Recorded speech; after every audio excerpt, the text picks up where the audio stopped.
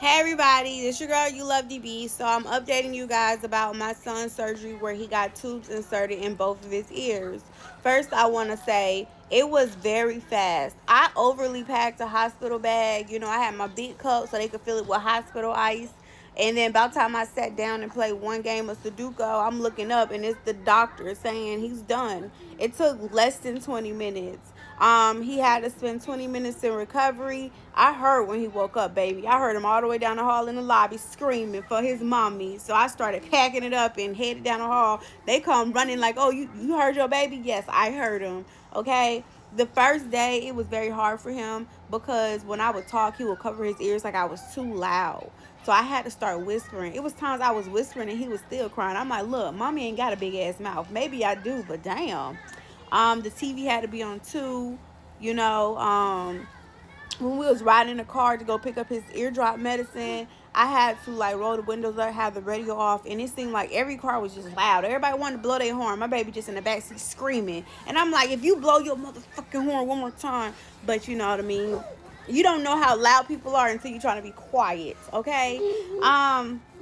But I could tell that he could hear better. He feels better. He's not sticking his finger in his ear no more. And it's crazy because I've been telling this pediatrician for a long time, like, I think he got fluid still in his ear because when he was born, he failed his hearing test because of the fluid in his ear. And I said, I still feel like he got trapped fluid because when he's like looking at me speak, he's looking at my lips, or he only pronounced certain words with B's, and other words he's just not getting it right.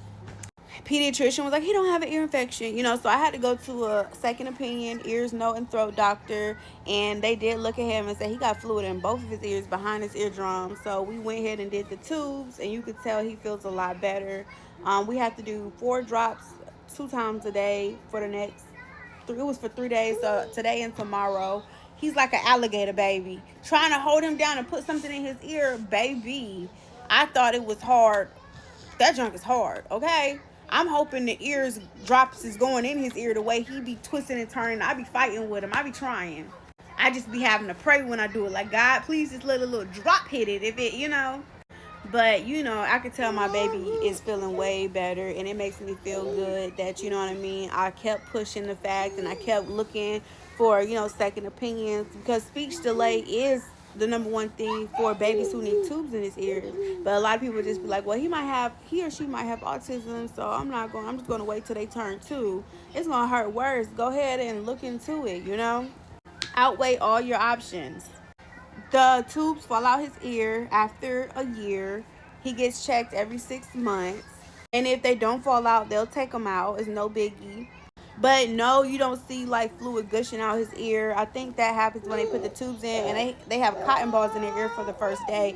But when you pull the cotton ball in ear, you might see like dried up fluid. So that's the fluid that was released. Easy peasy. I was so stressed. I was crying. I'm packing this big bag. I ain't need half the stuff I brought, okay? All them snacks I brought, he couldn't even eat. When he got woken up out of sedation, the only thing he could do right at that moment was probably sip. But it took him a minute to take his first sip. Yeah, it's your girl You Love DB. That's my update. Like, subscribe, follow me.